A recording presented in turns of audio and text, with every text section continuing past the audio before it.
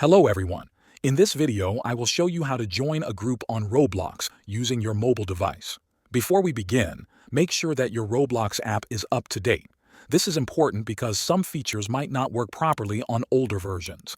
To check if you have the latest version, open the App Store or the Google Play Store if you're on Android. In the search bar, type Roblox. If you see a button that says Update, tap it to get the newest version. If it only says Open, that means your app is already updated and you're good to go. Now that you have the latest version, open the Roblox app. Once you're inside the app, look at the bottom right corner of your screen. You will see an icon with 3 dots. Tap on that. This will take you to the menu where you can find different options. Scroll down until you see the word Communities. Tap on that.